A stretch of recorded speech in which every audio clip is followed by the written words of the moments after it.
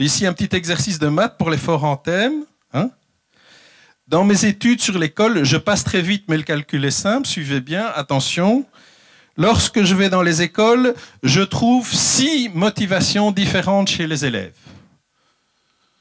Lorsque j'interroge les parents, je trouve 6 motivations différentes chez les parents qui ne sont pas les mêmes que celles des enfants. Lorsque j'interroge les directions d'école, je trouve au moins 4 conceptions différentes de l'école. J'en arrive donc à 4 fois 6 fois 4, 96 combinaisons. Et l'école, elle a été construite et imaginée dans un monde où pour tous les enfants, pour tous les parents et pour toutes les écoles, elle a le même sens. Et on continue à faire comme si c'était comme ça, sauf que ce n'est plus comme ça. Et la chose problématique, c'est qu'évidemment, dans ce cadre-là, ce n'est pas en septembre qu'il y a des problèmes. Parce qu'en septembre, personne n'est pété. En septembre, personne n'a eu de retenue. Donc on peut commencer l'année comme si c'était comme ça. Comme si les familles BMW, les familles plongées sous-marines, les familles religion catholique, les familles maison 4 façades, que tout ça c'était la même éducation. Comme si les enfants qui vont dormir à 7h, à 8h, à 9h, à 10h, à 11h, à minuit, à 1h du matin, ont la même disponibilité mentale quand on commence le cours. Comme si les enfants qui ont un ordinateur dans leur chambre ont les mêmes ressources que les enfants qui n'ont pas d'ordinateur dans leur chambre. Comme si les enfants qui ont lu Harry Potter ont la même culture que les enfants qui ne l'ont pas lu. En septembre, on peut faire comme si, et ça a l'air de marcher. Les problèmes arrivent au fur et à mesure de l'année. Et comme on ne les a pas détectés, ce qui était de simples malentendus devient évidemment des conflits majeurs. Autre chose, là c'est un petit numéro spécial, les jeunes peuvent s'endormir 10 minutes parce que c'est 5 minutes spéciales pour les vieux. Hein, 5 minutes spéciales pour les vieux. Je vais citer les récits, je m'excuse, je raconte beaucoup d'histoires, c'est parce que c'est rapide et que c'est simple. Hein. Voilà. Cette même grande tante qui me disait « Rien n'a changé, mais si tu gagnes ta vie comme ça, continue ». Elle m'a raconté autre chose. Un jour, elle avait 7 ans, et voilà que dans la campagne flamande autour de Bruxelles, elle va à la messe en vélo. Il est 7h du matin, parce qu'on ne peut pas manger tant qu'on n'a pas été à la messe. Ma famille fait partie des familles importantes du village, et il faut savoir qu'un petit village rural flamand, à l'époque, c'est vraiment un milieu où on est d'accord sur l'importance de la messe. Et voilà que, reprenant son souffle, en haut d'une montée, elle avale une mouche. Et voilà qu'elle arrive en retard à la messe. Et voilà qu'elle n'a pas le temps d'en parler à papa et à maman. Et voilà qu'arrive le terrible moment de la communion. Et donc, elle a un choix cornélien à faire. Ou bien elle communie, elle commet un péché mortel parce qu'elle a mangé de la viande et elle sera damnée pour l'éternité. Et comme disait un humoriste français, hein, l'éternité c'est long, surtout sur la fin.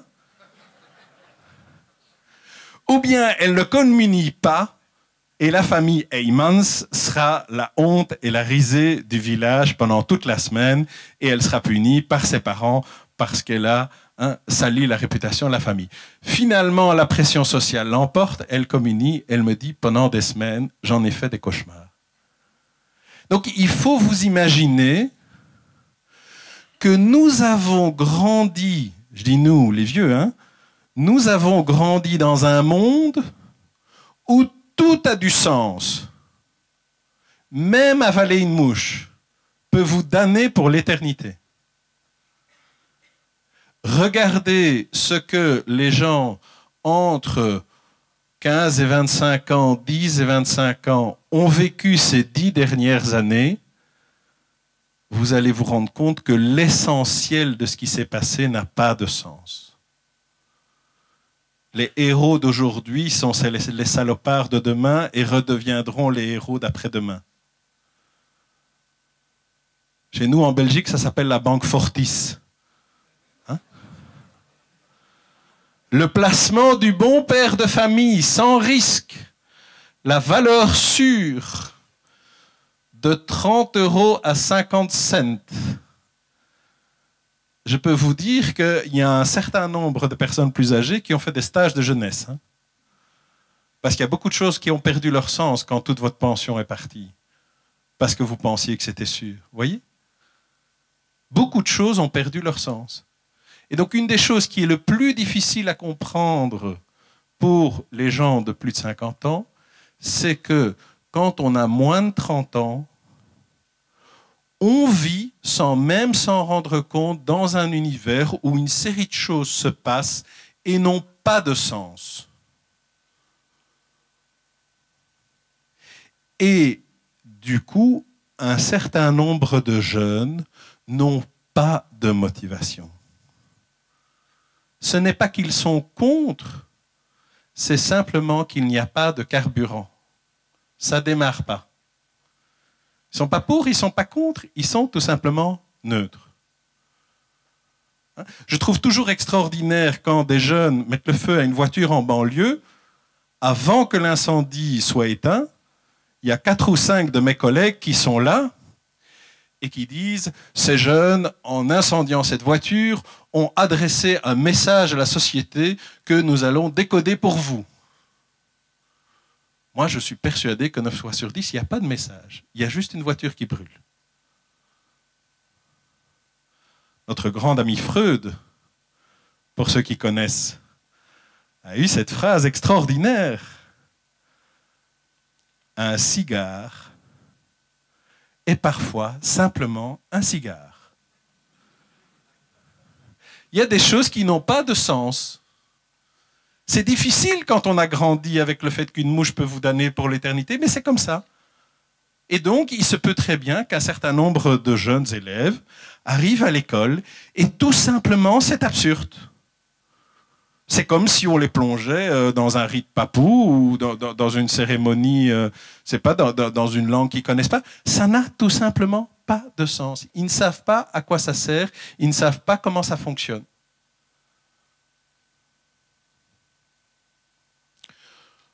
Petit détail, quand on a, et là c'est plutôt plus de 60 ans, il y a un sens qui est clair dans beaucoup de choses, c'est qu'on en discutait encore ce midi, c'est que si on fait à peu près bien, à peu près ce qu'on nous demande, eh bien, à la sortie, on sera plus riche qu'au début. Hein? Ça, la plupart des gens de plus de 60 ans l'ont expérimenté. Pourquoi? Parce qu'il y avait une croissance économique globale qui faisait qu'au final, mes enfants allaient avoir une meilleure vie que moi. C'est un moteur fort pour travailler, ça. Hein? Ou au final, à 60 ou à 65 ans, selon qu'on est belge ou français, hein, on sera mieux qu'à 25 quand on a commencé. C'est un fameux moteur. De la même façon, les gens qui ont plus de 50 ans savaient quand ils s'ennuyaient à l'école qu'en échange de cet ennui, ils allaient recevoir un diplôme qui était une garantie d'emploi et de bon boulot. Aujourd'hui, qu'est-ce qu'on leur dit? Si vous ne l'avez pas, c'est foutu. Si vous l'avez, ça ne compte pas. On refait un tour après. Hein? Donc, non seulement déjà, vous voyez qu'il y a une série de raisons pour qu'une série de choses n'ait pas de sens, mais il y a des sens pragmatiques, économiques qui ont disparu aussi. Et alors, du coup, nous, on dit, c'est quand même incroyable, hein, les jeunes, ils veulent tout de suite. Ah ben, moi aussi, je serais comme eux, je voudrais tout de suite. Si tout ce qui est pour demain n'est pas sûr, si même General Motors et Fortis sont à un moment au bord de la faillite, si tout ce qu'on me promet, c'est du flan, ben alors tout de suite.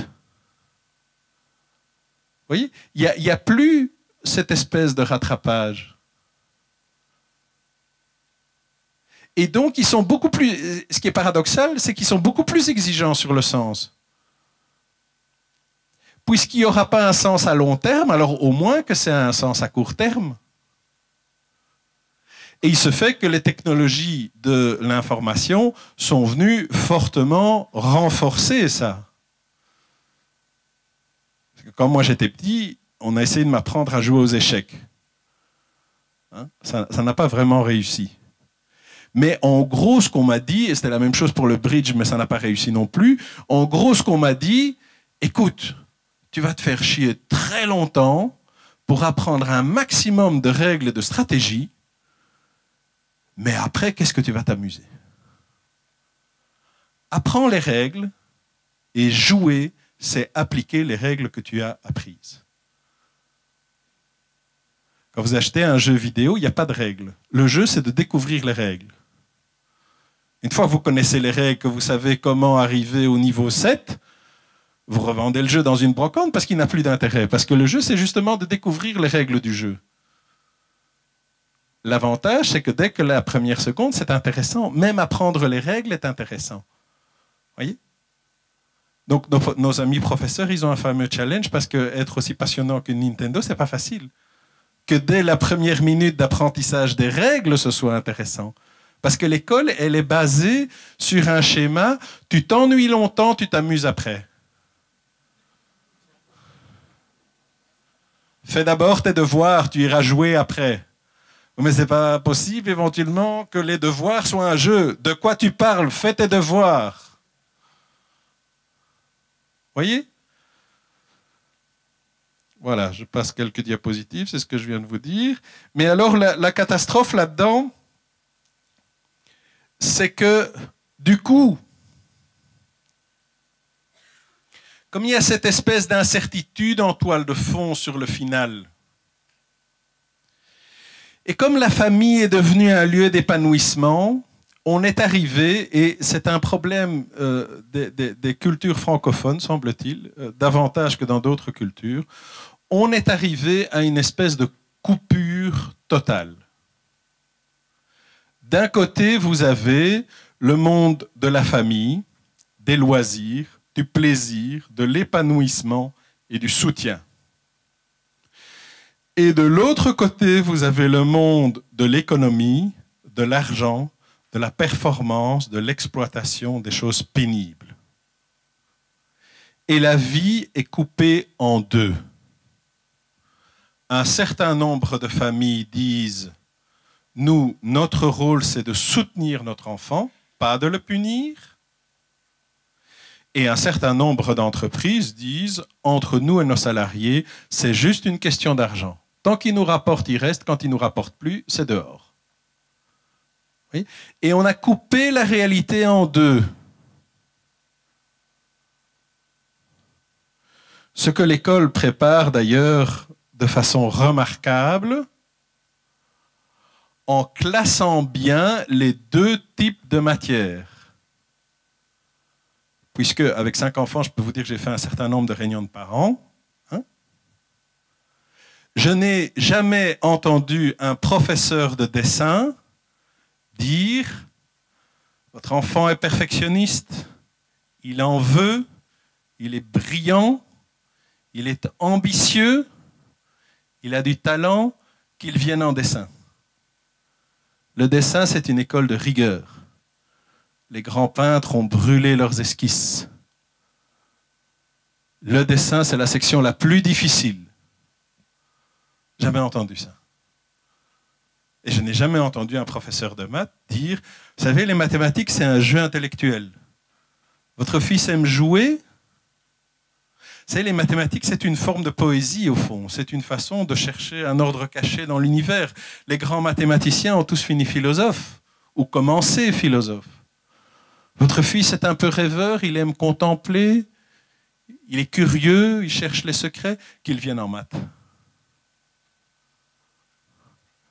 Non, c'est pas comme ça que ça marche dans les écoles. On sait bien que les maths, c'est comme le jeu d'échecs, et comme le bridge, et comme l'entreprise. C'est pénible d'abord et agréable après.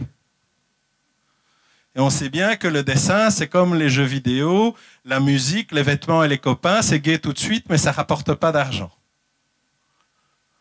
Sauf que les gens les mieux payés du monde, ce sont les artistes. Oui, mais on a coupé la vie des jeunes en deux. Et donc, du coup, de qui rêve-t-il si on en croit les sondages? Ben, il rêve des gens qui ont les deux. Ribéry, c'est un type extraordinaire. Il a continué à s'amuser comme un gamin en tapant sur un ballon et il gagne plus d'argent qu'un chef d'entreprise et personne ne l'ennuie sur son salaire. Ribéry, il a les deux. Le chef d'entreprise, il n'a qu'un des deux. Il a le pognon, mais on postule qu'il s'ennuie. Ça doit être assez pénible pour lui. Hein? Il y a un patron de l'APM qui m'a un jour dit « J'ai été témoigné dans une école et tout se passait très bien. J'expliquais mon entreprise, l'économie. Hein? Dans un cours d'économie, et à un moment, j'ai eu le malheur de dire « Mais créer une entreprise, c'était mon rêve d'enfant. C'était ma passion. » Le professeur a dit « Écoutez, je dois vous arrêter.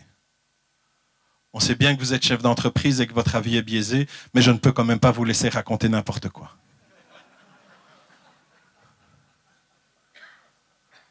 Parce que l'économie, ça ne peut pas être gai, c'est pas possible. Et l'art, la culture et tout ça, ça ne peut pas rapporter de l'argent, c'est pas possible, tout le monde sait ça. Vous voyez, on a coupé la vie en deux. Et alors, pour couper la vie en deux, ils s'y sont mis à plusieurs. Hein. Le JT fait ça très bien. Hein.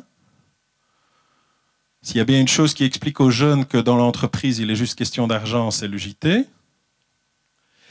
Il y a un certain nombre de parents qui l'ont fait, évidemment. Hein. Chez nous, ça s'appelle Renault Villevorde. C'était l'usine modèle, c'était les gens qui avaient fait des sacrifices, c'était l'usine la plus performante. Et Renault l'avait dit, et Renault en était fier, et Renault le disait dans les médias. Et tous ces gens qui s'étaient sacrifiés, qui avaient laissé tomber les primes le week-end et tout, du jour au lendemain, hop, parti. Ben, leurs enfants, ils ont entendu ça. Hein. Ils ont vu ça à la télé. Comme je le disais, l'école, autant en France qu'en Belgique, est un lieu où on valorise l'entreprise. Hein. Tout le monde sait ça. La plupart du temps, quand vous commencez à travailler, de plus en plus d'étudiants travaillent. Qu'est-ce qu'ils ont comme job étudiant? Ils ont des jobs où ils donnent un peu de temps contre un peu d'argent et où le chef de l'équipe des livreurs de pizza leur dit « J'étais livreur comme toi il y a 6 mois. Pour aller chez Madame Dupont, je mettais 11 minutes. Tu en as mis 15. Tu as volé 4 minutes à l'entreprise. » Et puis après, ils ont le début de carrière avec tous les contrats de réduction de charges, etc., où ils savent très bien qu'ils sont là parce qu'ils coûtent moins cher. Et puis, au bout de tout ça, de ce long cursus d'études, ils arrivent chez un patron qui dit « Tu sais, chez nous, les ressources humaines, c'est fondamental. Et la culture d'entreprise, c'est important. Et d'ailleurs, on a une charte de valeurs. » Je peux vous dire qu'ils ont du mal à ne pas rigoler.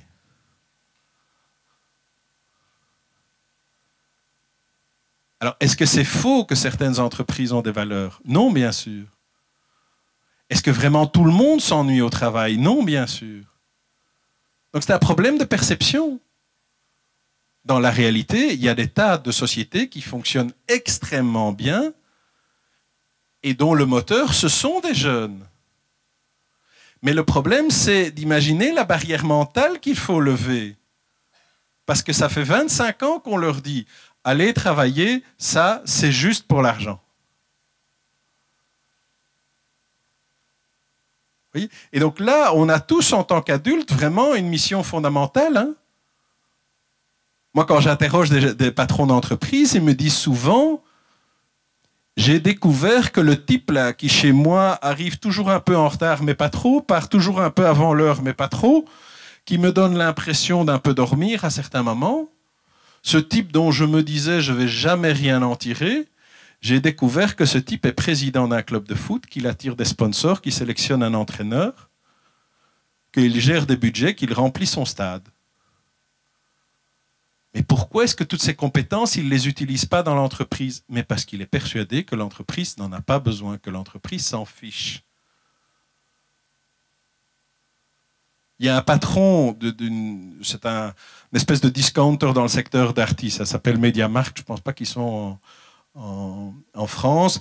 Donc c'est un discounter de tout ce qu'il y a comme électro, hi-fi et autres. Et je venais faire ma conférence sur les jeunes et il me dit « Oui, moi je comprends bien ce que vous dites, j'ai un exemple. Il dit, c'est un Hollandais qui travaille en Wallonie, donc c'était déjà un cas atypique, multiculturel. Hein. Il dit, les actionnaires américains venaient. Moi, il dit, mon personnel, c'est tous des types qui ont raté à l'école, qui n'ont aucun diplôme. Leur métier, c'est d'aller chercher dans l'entrepôt et de mettre dans le magasin. Leur seul plaisir, c'est qu'ils sont au milieu des télévisions et des jeux hi-fi qu'ils aiment bien. Donc, je n'ai pas grand-chose à offrir. Et voilà que les actionnaires américains débarquent et qu'il faut leur présenter le magasin. Je déteste faire des présentations, il dit, et je déteste faire des discours. Donc j'ai rassemblé tous mes gars, là, la moitié dormait à moitié, etc. Et j'ai dit, qui veut faire le PowerPoint et l'exposé pour les actionnaires américains? Et il y a un gars que j'avais jamais vraiment remarqué, qui a levé le doigt, là, dans le fond, et il a dit, moi je veux bien. Et il dit, ce type a fait un PowerPoint extraordinaire. Il connaissait l'anglais parce qu'il avait fait Erasmus ou un autre machin. Tout le monde était content, l'actionnaire, lui et moi, mais jamais je n'aurais imaginé, chaque famille est une autre planète, jamais je n'aurais imaginé que ces compétences-là étaient chez ce type-là, et jamais lui n'aurait imaginé que j'étais intéressé qu'il sache faire autre chose que porter des caisses. Oui, c'est comme ça qu'on se tire une balle dans le pied. Alors, dernière hypothèse ou dernier élément, c'est pourquoi est-ce que cette notion de différence est tellement importante aujourd'hui? En deux mots, parce que c'est un truc très compliqué, mais l'idée est importante, je crois, à retenir. Nous sommes la société la plus solidaire du monde. Quand je dis nous, c'est les sociétés occidentales industrialisées.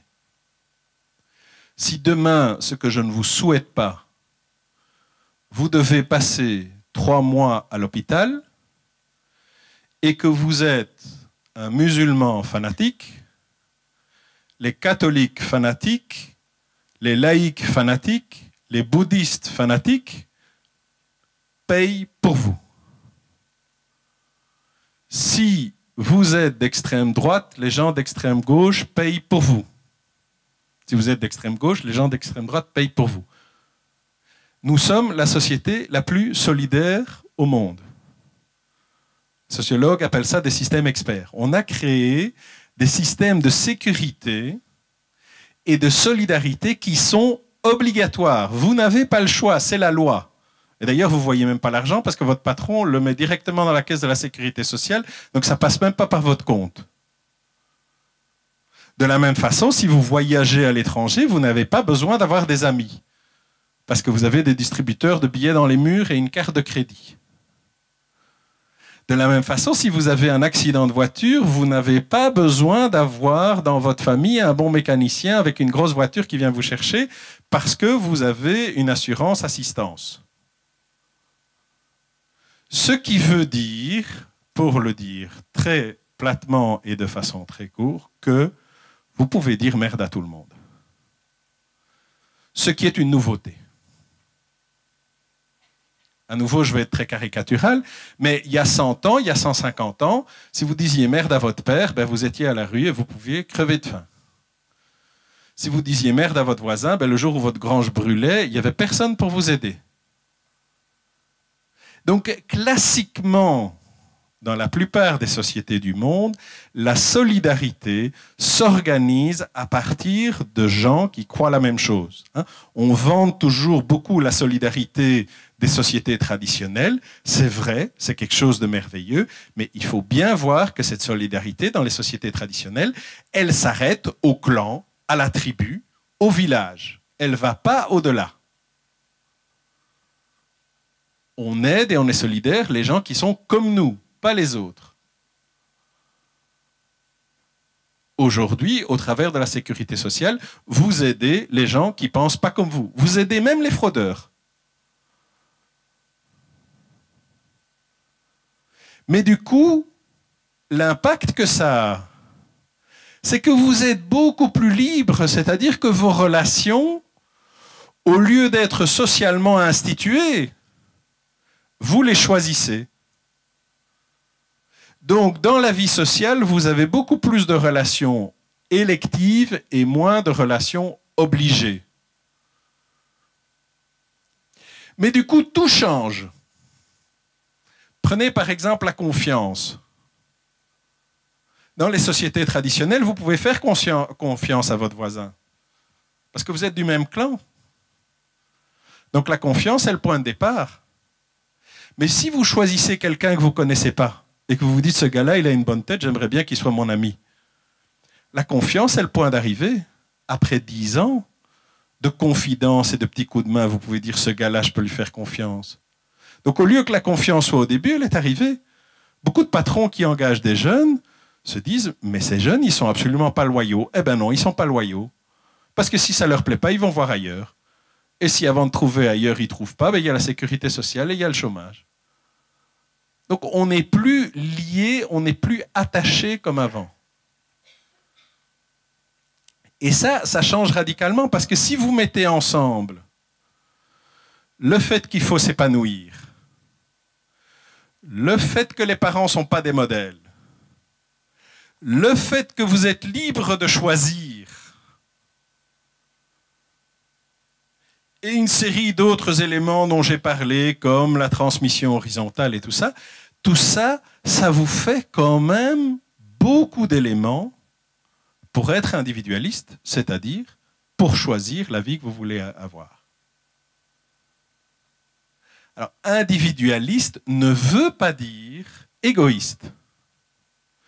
Dans l'ancienne société, avec les anciens codes, je vous garantis qu'il y avait des égoïstes, qu'il y avait des gens qui ne pensaient qu'à eux et qui laissaient crever leurs voisins.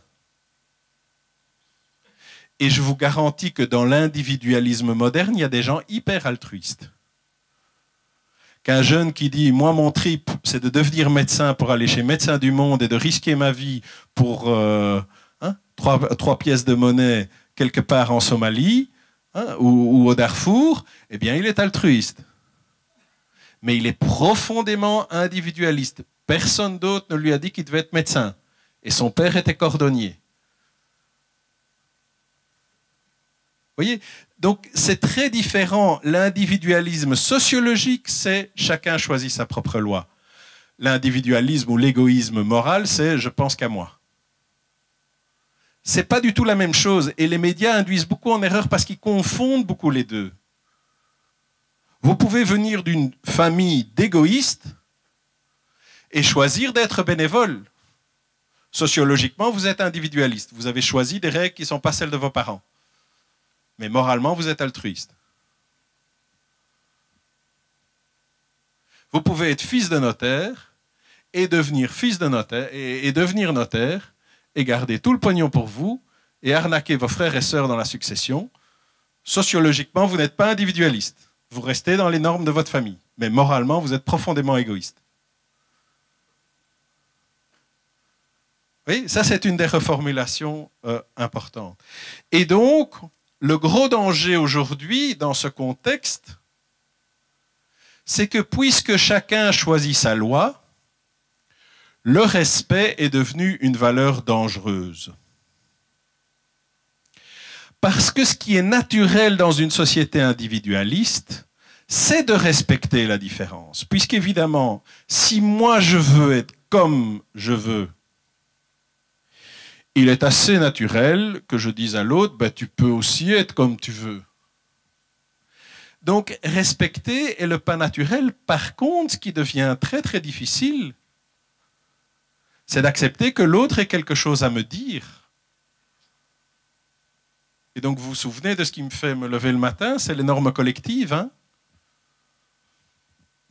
J'ai interrogé un jeune dans une entreprise et il m'a dit, je trouvais ça extraordinaire.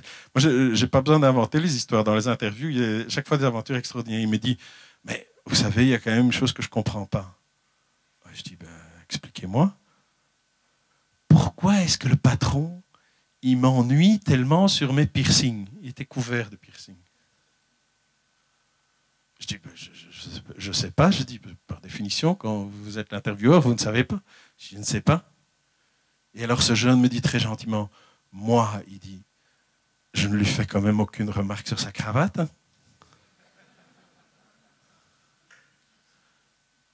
Vous voyez? On n'a plus rien à se dire.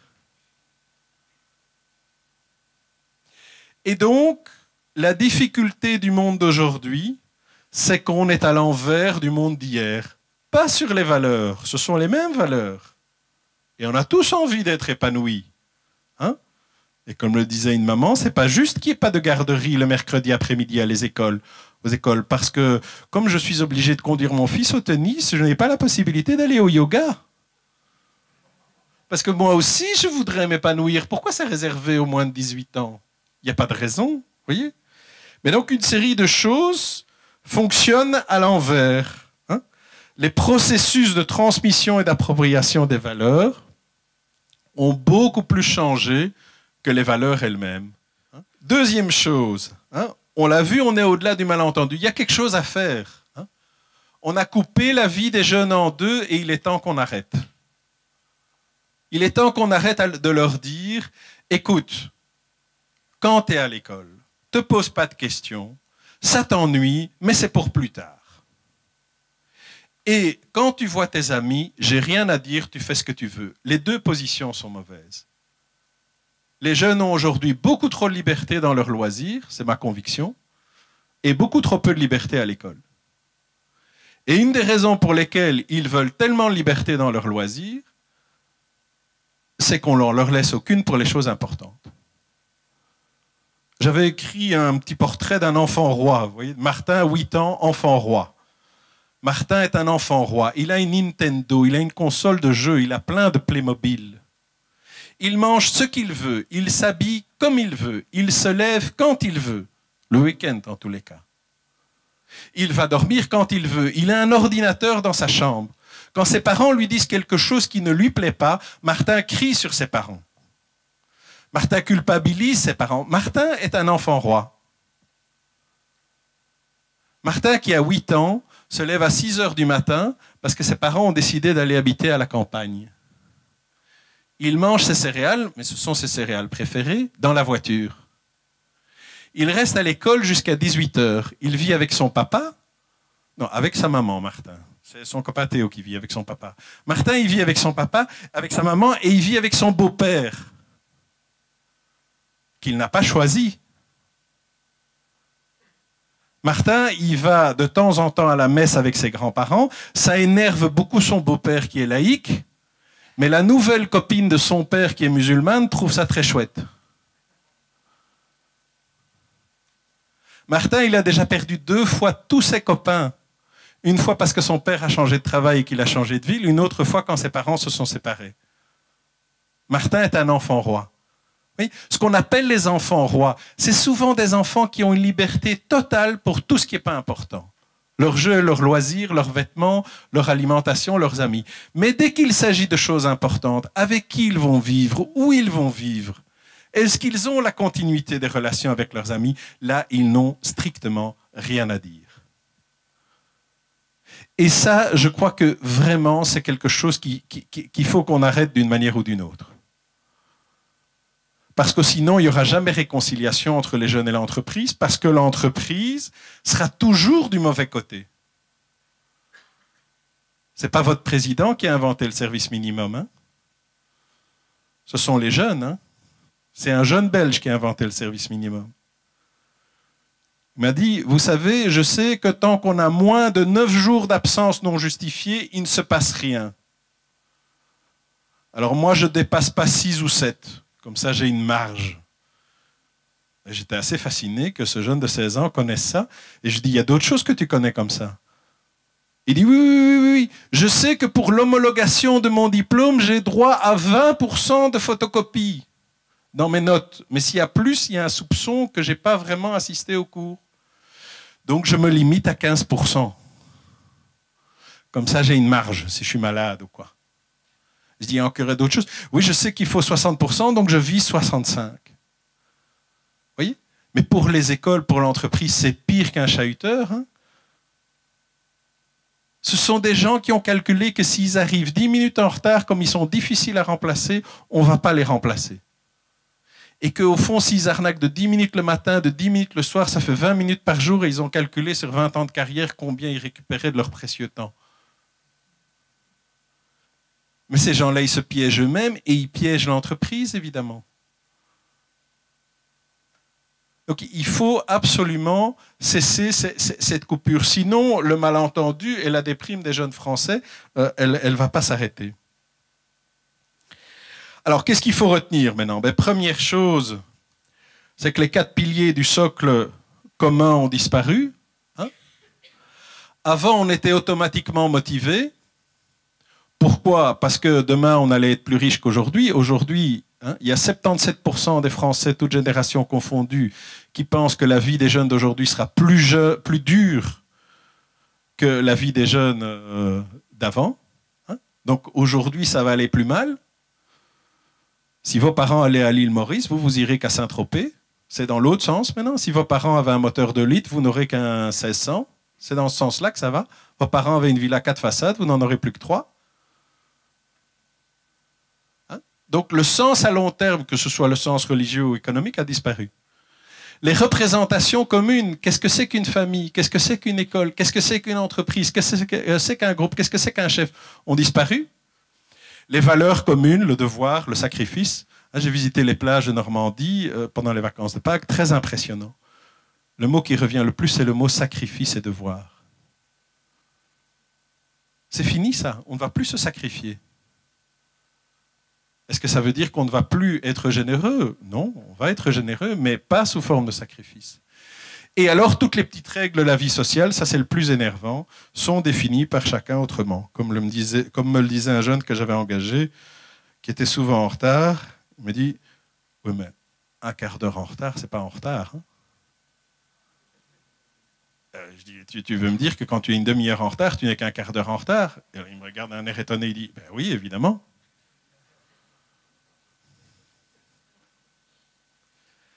Alors quand on a grandi dans un monde très structuré où tout a du sens, où avaler une mouche peut vous condamner pour l'éternité, de quoi est-ce que vous rêvez secrètement? Vous rêvez de psychanalyse et de brainstorming. Vous rêvez qu'on enlève les cadres et qu'on vous dise faites ce que vous voulez. Parce qu'on vous a mis sur des rails depuis que vous êtes tout petit. Et quand on vous dit, vous savez, le vendredi vous pouvez enlever la cravate, vous vous dites chouette. Hein? Quand vous avez grandi dans un monde où depuis que vous êtes tout petit, parce que vos parents, ils sont préoccupés que vous soyez heureux et épanoui. Donc, depuis que vous êtes tout petit, ils vous demandent « Est-ce que ça te plaît? Tu as envie de retourner au judo? Madame Stéphanie, elle a été sympa avec toi. » Eh bien, quand on vous demande votre avis, il ne se passe rien. Mais quand on ne vous le demande pas, vous trouvez ça bizarre.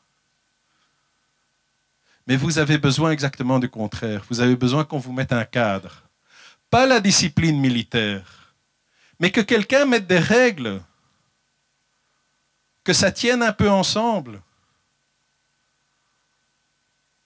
Je vais vous raconter une dernière histoire. Un type de 65 ans, je lui dis, tiens, parlez-moi un peu de votre père, puisque moi, mon truc, c'est la transmission des normes. Il dit, mon père est un type formidable.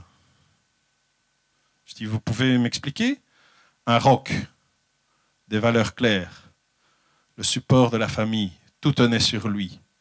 Chaque fois que j'avais une question philosophique fondamentale, il m'a donné une réponse. C'est un modèle, je peux m'appuyer sur lui. C'était vraiment un type costaud moralement. Je dis, et il y a des choses que, si on fait le bulletin de votre père, il y a des choses qu'il aurait pu améliorer, ou bien c'est vraiment un père 5 étoiles. Elle me dit, oui, il y a quand même quelque chose. Si de temps en temps, au lieu de parler, il avait pu m'écouter, alors ça aurait été extraordinaire. Si de temps en temps, au lieu de me parler de mes comportements et de mes réussites, on avait partagé sur mes émotions et sur mes peurs, alors ça aurait été fantastique. Il se fait que quelques mois après, j'interroge un jeune de 15 ans et je lui dis, et ton père? Mon père, type formidable, extraordinaire. Il connaît tous mes copains. On fait de la musique ensemble. On va au football ensemble. Je peux lui parler de tout. J'ai confiance en lui. Mon père, c'est un type génial. Je dis, et il y a des choses qu'on pourrait améliorer au bulletin de ton père, ou ton père, c'est vraiment un père 5 étoiles? Et ce jeune me dit, oui, il y a quand même une chose qui m'énerve. Je dis, c'est quoi? Quand pour la 15e fois, je viens lui demander ce qu'il croit ou ce qui est important pour lui, ou que j'essaye de discuter de l'euthanasie ou du racisme, et quand pour la 15e fois, il me dit, mais tu sais, je suis comme toi, je ne sais pas plus que toi, je cherche, eh bien, me dit ce jeune de 15 ans, ça m'énerve un peu. Vous voyez? C'est exactement... Et nous, les gars de 50 ans, quand on veut être sympa avec nos jeunes, on se dit, on va leur donner des libertés, on va faire du brainstorming. Et eux, ils disent, ben oui, c'est ce qu'on fait depuis qu'on est tout petit, il ne se passe rien.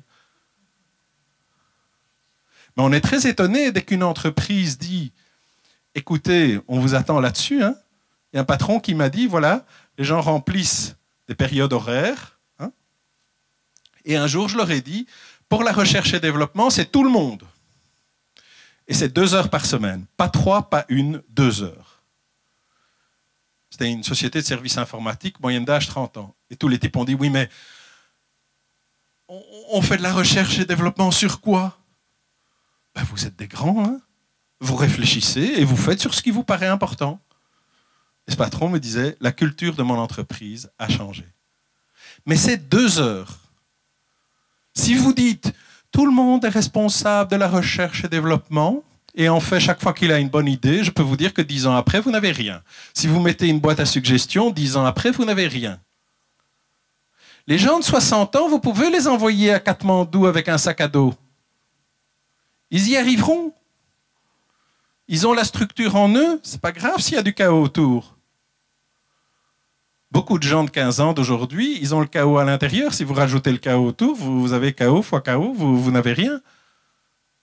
Mais dès que vous leur donnez un cadre, regardez les clubs sportifs, regardez les mouvements de jeunesse. Un camp scout, c'est quoi? C'est un merveilleux chaos, mais un camp scout, surtout, c'est une des rares expériences qu'un jeune peut faire où, pour une fois, on fait des maths et du dessin. Pour une fois, on vit une expérience subjective liée à l'épanouissement. Faites un camp scout, vous allez très vite savoir si vous aimez dormir sous la tente, si vous aimez le bordel, si vous aimez l'égalité et si vous aimez la cuisine au feu de bois. Vous allez apprendre plein de choses sur vous-même. Mais en même temps, dans un camp scout, vous gérez des assurances. Vous gérez des parents qui ont peur pour leur pauvre chouchou. Vous gérez de l'argent, vous gérez le mauvais temps, vous gérez du matériel. Vous êtes dans le monde des grands. Vous allez utiliser une carte de paiement. Un jeune de 20 ans m'a aujourd'hui, oui, moi j'ai toujours eu un GSM, mais vous comprenez, maintenant je suis chef scout, et vis-à-vis des parents, j'ai pris un téléphone fixe parce qu'un GSM, ça ne fait quand même pas très sérieux. Vous imaginez ce que ça représentait pour lui? Alors que nous, on veut absolument, ou bien c'est le bac à sable, ou bien c'est Charlie Chaplin dans les temps modernes qui serre ses boulons. Donc il faut absolument que l'entreprise et l'école arrivent à générer des opportunités où l'épanouissement et la logique économique ne sont pas contradictoires. Et c'est, pour un chef d'entreprise, la chose la plus difficile à comprendre. C'est le plus grand divorce, et je terminerai là-dessus parce que c'est l'heure, c'est le plus grand divorce entre les jeunes et les chefs d'entreprise, c'est que pour un chef de PME ou de moyenne entreprise, ou de grosse entreprise qui a une certaine marge de manœuvre, qui n'a pas sans cesse des comptes à rendre à la bourse ou à des actionnaires, s'épanouir sur un plan psychologique et gagner de l'argent, avoir une position sociale, se faire un patrimoine, trouver une place dans la société, c'est une seule et même chose. Et c'est bien parce que c'est une seule et même chose que ce n'est pas pénible de travailler 7 jours sur 7. La difficulté, c'est de créer pour les jeunes d'aujourd'hui des contextes où les deux sont présents. Et c'est, à mon sens, un défi sur lequel l'entreprise est très bien placée, parce que dans le monde d'aujourd'hui, il y a beaucoup d'occasions, si on crée une culture d'entreprise adéquate, de développer ça, et où par contre, l'école a vraiment encore beaucoup de chemin à faire. Et quand je dis l'école, je n'attaque pas la bonne volonté des professeurs, je parle du système de l'école tel qu'il est organisé institutionnellement. Parce que comme il n'y a déjà pas d'autonomie pour les profs, on ne voit pas très bien comment ils pourraient en donner à leurs élèves. Et comme il n'y en a pas pour les directeurs, on ne voit pas comment ils pourraient en donner aux profs. Et comme il n'y en a pas pour les directeurs des directeurs, on ne voit pas comment ils pourraient en donner aux directeurs. Donc là, au niveau de la pyramide, on a pas mal d'étages à remonter et pas mal de choses à changer. Voilà, merci beaucoup.